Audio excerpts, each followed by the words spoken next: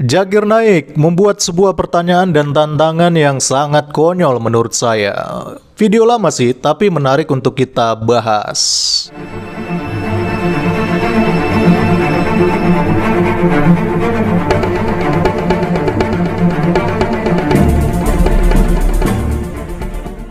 In fact, if you read the Bible, there is not a single unequivocal statement in the complete Bible where Jesus Christ, peace be upon him, himself says that I am God, or where he says worship me.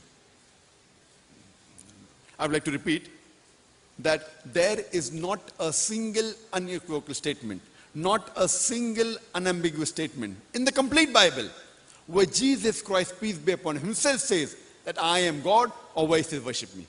If any Christian can point out a single unequivocal statement, a single unambiguous statement from anywhere in the Bible where Jesus Christ, peace be upon him, himself says that I am God, or where he says worship me, I am ready to accept Christianity.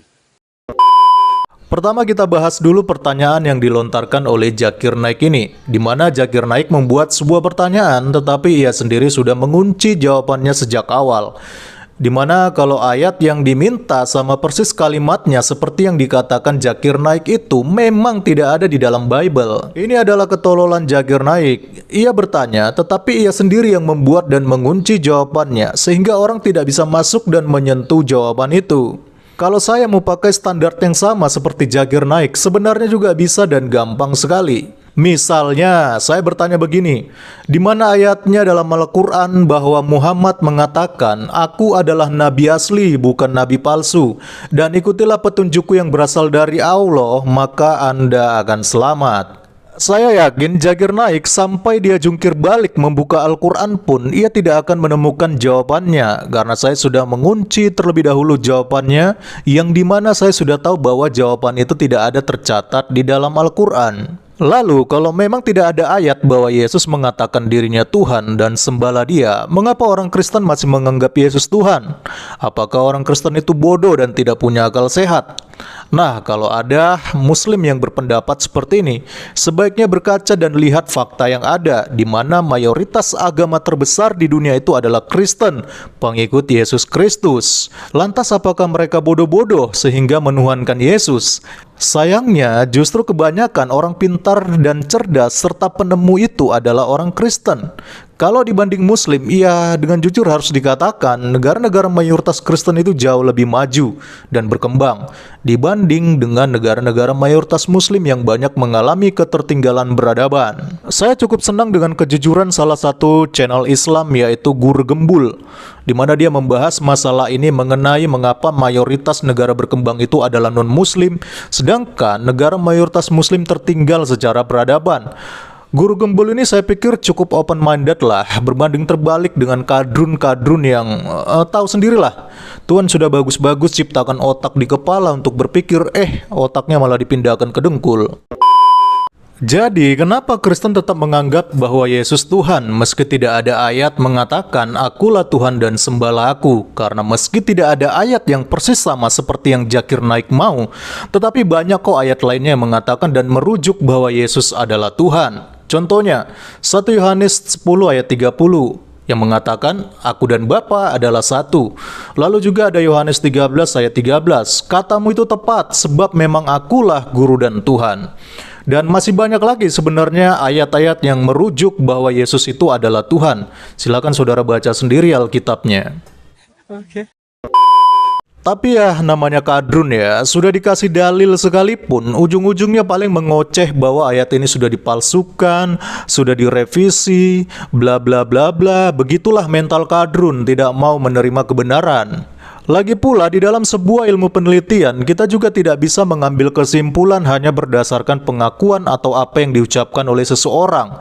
Maka itu diperlukan analisa baik secara historis, biblikal, dan sistematis. Contohnya, saya tidak perlu mengatakan bahwa saya adalah orang Batak asli kepada orang lain untuk diakui, karena orang bisa mengetahui berdasarkan beberapa indikator. Orang bisa melihat KTP saya, nama lengkap saya ada marga Bataknya, lalu saya juga berasal dari Sumatera Utara. Intinya, banyak indikator yang bisa ditemukan untuk mengambil sebuah kesimpulan bahwa saya ini adalah orang Batak, tanpa harus saya mengatakannya. Nah, Yesus juga demikian. Kita bisa melihat beberapa indikatornya kenapa Yesus itu adalah Tuhan. Yang pertama, ia lahir dari Roh Kudus. Yang kedua, ia sudah dinubuatkan para nabi dalam Perjanjian Lama. Yang ketiga, ia bisa berbuat berbagai macam mujizat. Yang keempat, ia bisa mengampuni dosa manusia. Yang kelima, ia berkuasa atas alam bahkan setan sekalipun. Yang keenam, ia bangkit dari kematiannya. Dan yang ketujuh, lebih menariknya lagi, Yesus dikatakan tidak berdosa. Coba pikir pakai akal sehat. Di dunia ini mustahil manusia bisa suci dari dosa. Bahkan para nabi pun punya dosanya masing-masing. Tetapi Yesus hanya dia satu-satunya dikatakan pribadi yang tidak berdosa. Nice. Terus ada nggak ayatnya Yesus mengatakan sembahlah aku?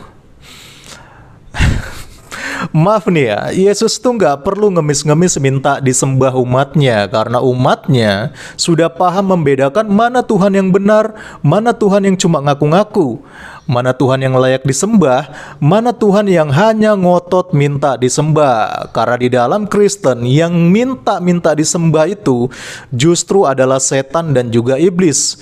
Jadi kalau ada sesuatu yang dipertuhankan dan ngotot minta disembah-sembah, hati-hati, bisa jadi itu iblis ataupun setan. Tetapi meskipun Yesus tidak pernah minta disembah, beberapa tokoh dalam Alkitab ternyata justru pernah menyembah Yesus, dan Yesus tidak melarangnya. Yang pertama, ada orang Majus yang pernah menyembah Yesus ketika Yesus lahir, tercatat dalam Matius 2 ayat 11. Yang kedua, ada orang banyak dalam Matius pasal 21 ayat 9, di mana mereka berteriak, Hosana, Hosana, ketika Yesus masuk ke Yerusalem. Lalu yang ketiga, di dalam Matius 14 ayat 3, ada orang banyak di dalam perahu yang ikut juga menyembah Yesus dan mengatakan, sesungguhnya engkau adalah anak Allah. Sebenarnya masih banyak lagi yang tercatat di dalam Alkitab. Silakan dibaca sendiri Bible-nya. Nah, itulah jawaban saya buat Zakir Naik. Sekarang coba Zakir Naik atau bahkan kalian umat muslim yang menonton video ini, gantian dong dijawab pertanyaan saya dengan standar yang sama dengan Zakir Naik tadi. Jangan taunya hanya bertanya terus, tapi giliran dikonterbalik, nggak bisa berikan jawaban. Yang ada malah baper, terus teriak-teriak penistaan agama. Ayolah, sampai kapan mau mental flying victim seperti itu? Pertanyaan saya simpel kok, tinggal tunjukkan saja di mana ayatnya bahwa Muhammad pernah mengatakan, akulah nabi asli bukan nabi palsu, dan ikutilah petunjukku yang berasal dari Allah, maka Anda akan selamat. Nah, silakan dijawab. Kalau tidak bisa jawab berdasarkan dalil Al-Quran, ya udah nggak apa-apa, saya kasih keringanan. Tunjukkan saja indikatornya bahwa Muhammad memang nabi asli. Tahu kan indikator nabi asli itu apa? Saya kasih dua aja deh, nggak usah banyak-banyak. Yang pertama, ia harus berasal dari keturunan Israel. Lalu yang kedua, minimal Nabi bisa buat mujizat lah. Tapi jangan kalian bilang ya bahwa Muhammad pernah membuat mujizat membelah bulan. Karena klaim itu sudah saya patahkan di dalam video saya yang ini. Yuk, mari silakan dijawab. Kalau bisa dijawab, saya juga mau berikan tantangan yang sama seperti Zakir Naik nih, biar adil ya.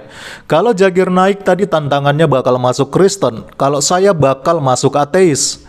Loh, kok masuk ateis? Ya iyalah, masa gua dari Kristen, agama yang udah paling benar dan logis, mau masuk ke agamanya Zakir Naik?